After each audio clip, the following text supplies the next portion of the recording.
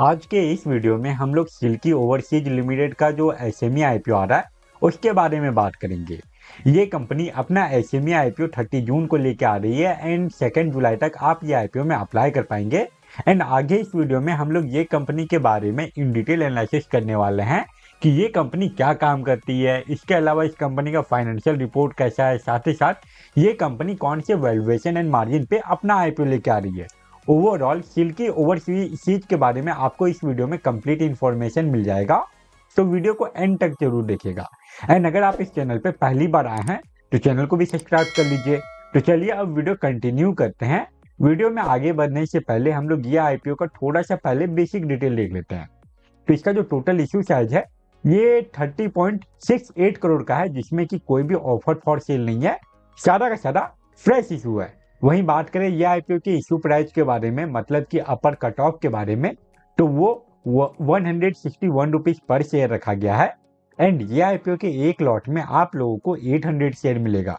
मतलब कि अगर आपको ये आईपीओ में अप्लाई करना है तो उसके लिए जो कैपिटल रिक्वायरमेंट है ये 1,28,800 रुपीज का है। इसके अलावा इसका जो फेस वैल्यू है वो 10 रुपीज पर शेयर है। एंड रिटेल इन्वेस्टर लोगों के लिए ये आईपीओ में 35% का शेयर रिजर्व है। एंड अब अगर हम लोग सिल्की ओवरसीज का जो इम्पोर्टेंट डेट है उसके बारे में बात करें तो 30 जून को इस आईपीओ का बिडिंग ओपन होगा एंड 2 जुलाई तक आप ये आईपीओ में अप्लाई कर पाएंगे।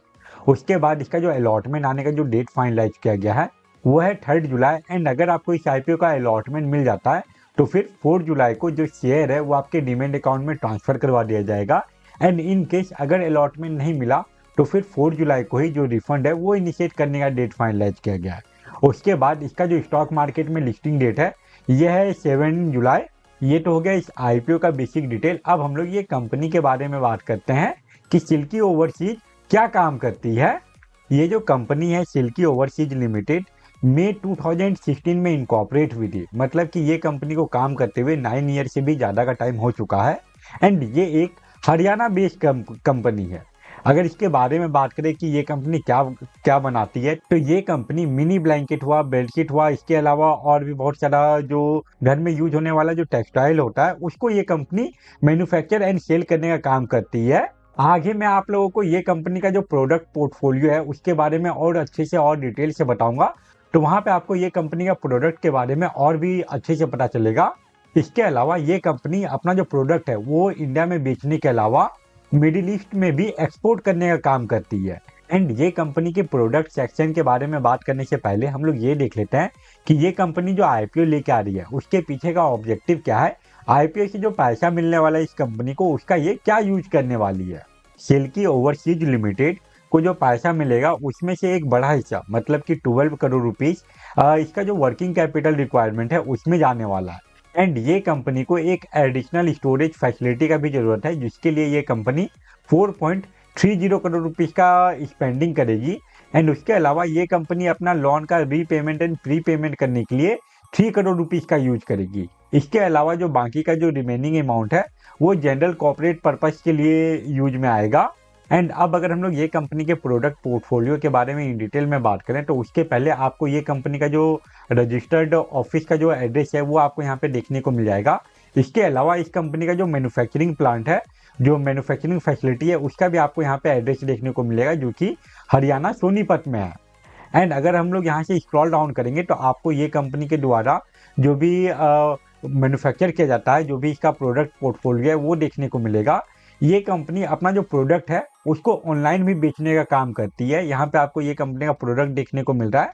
और अगर बात करें ये कंपनी के ऑनलाइन प्रेजेंस के बारे में तो उसमें आपको बहुत सारा अलग अलग वेबसाइट देखने को मिल जाएगा। उसके पहले हम लोग ये कंपनी के द्वारा जो भी प्रोडक्ट बनाया जाता है उसको देख लेते हैं। प्रोडक्ट के बाद ये कंपनी का ऑफलाइन एंड ऑनलाइन दोनों ही प्रेजेंस आपको देखने को मिलेगा। अगर डिजिटल प्रेजेंस के बारे में बात करें तो ये Flipkart, Amazon, Ajio, Myntra, Walmart and Limeroad जैसे ई कॉमर्स वेबसाइट पे भी आपको ये कंपनी का सारा प्रोडक्ट आपको देखने को मिल जाएगा। इसके अलावा ये कंपनी का एक ऑफिशियल वेबसाइट है, वहाँ से भी आप चाहें तो ये कंपनी के द्वारा जो भी प्रोडक्ट बनाया जाता है उसको आप वहाँ से बाय कर सकते हैं। ये सारे डिटेल के बाद अब हम लोग ये कंपनी का जो फाइनेंशियल परफॉर्मेंस है वो भी देख लेते हैं एंड अगर हम लोग इसका जो रेवेन्यू एंड नेट इनकम का अगर ब्रेक डाउन करें तो 2022 में ये कंपनी का जो रेवेन्यू था वो 50 करोड़ का था, जो कि 2023 से लेकर 2024 के बीच में इंक्रीज होकर 68 करोड़ से भी ऊपर का पहुंच गया था। उसके बाद फाइनेंशियल ईयर 2023 से लेकर 2024 के बीच में ये कंपनी के रेवेन्यू में हम लोगों को कोई खास ग्रोथ देखने को नहीं मिलता है। इसमें जो इसका रेवेन्यू है वो लगभग पिछले साल के बराबर का ही था।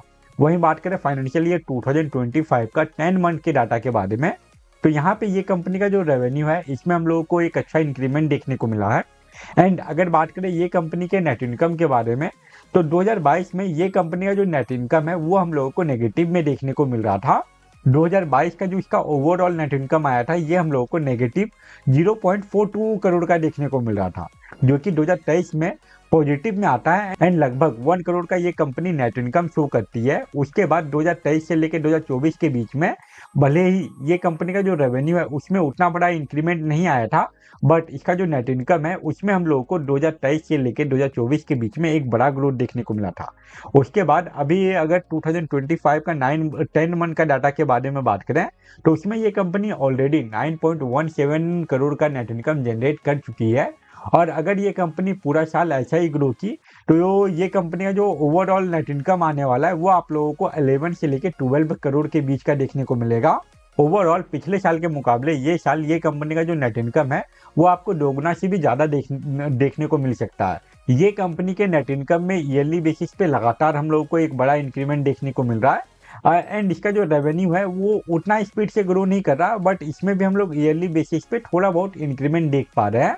वहीं अब अगर बात करें ये कंपनी के वैल्यूएशन एंड मार्जिन के बारे में, तो इसका जो ईपीएस है वो हम लोगों को 13.74 का देखने को मिल रहा है एंड जो पी रेशियो है वो 11 से लेके 12 के बीच का रहने वाला है। जो RONW परसेंटेज है वो 36% से भी ज़्यादा का है एंड जो RONW परसेंटेज है वो भी आपको 40% के राउंड देखने को मिलेगा। एंड दोनों में ही ईयरली बेसिस पे लगातार इंक्रीमेंट ही हो रहा है।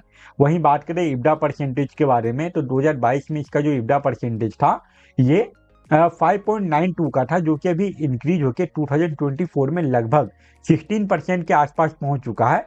और सबसे इंपॉर्टेंट ये कंपनी का जो डेट टू इक्विटी रेशियो है ये 2022 में 8.63 का था, जो कि अभी कम होके 1.070 का रह चुका है।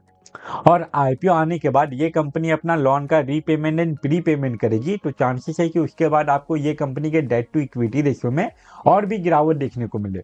ओवरऑल अभी तक ये कंपनी का हम लोग जितना भी डाटा देखे, चाहे वो इसका फाइनेंशियल रिपोर्ट हो या फिर वैल्यूएशन एंड मार्जिन हो, वो सब को देखते हुए ये कंपनी लॉन्ग टर्म में इन्वेस्टिंग करने के लिए एक सूटेबल ऑप्शन हो सकता है। वहीं बात करें शॉर्ट टर्म के बारे में, मतलब कि वैसे इन्वेस्टर के बारे में जो कि आईपीओ में सिर्फ और सिर्फ लिस्टिंग गेन के लिए अप्लाई करते हैं, तो उनके लिए सबसे ज़्यादा इंपॉर्टेंट हो जाता है किसी भी आईपीओ का जीएमपी। एंड फिलहाल ये आईपीओ का जो जीएमपी है वो 16 रुपीज़ का है। और अगर जीएमपी परसेंटेज के बारे में बात करें तो वो आपको लगभग 10% के राउंड देखने को मिलेगा।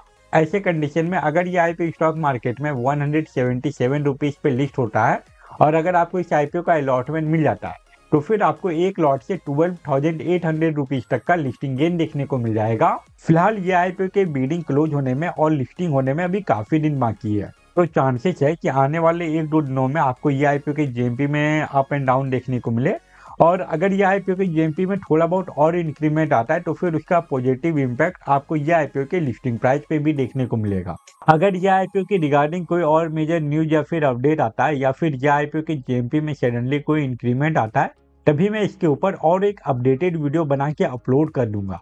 तो वो सारे वीडियो को देखने के लिए आप चैनल को भी सब्सक्राइब कर लीजिए। एंड अगर आपको किसी और आईपीओ के बारे में जानकारी चाहिए जो कि अभी लाइव है या फिर जो अपकमिंग आईपीओ है, तो वो सारे टॉपिक को कवर करते हुए हर एक आईपीओ के ऊपर चैनल पे एक डिटेल वीडियो अपलोडेड है। आप अगर चाहें तो उसको भी चेकआउट कर सकते हैं। तो ये था सिल्की ओवरसीज लिमिटेड का detail analysis video. I hope आपके लिए ये वीडियो यूजफुल रहा होगा।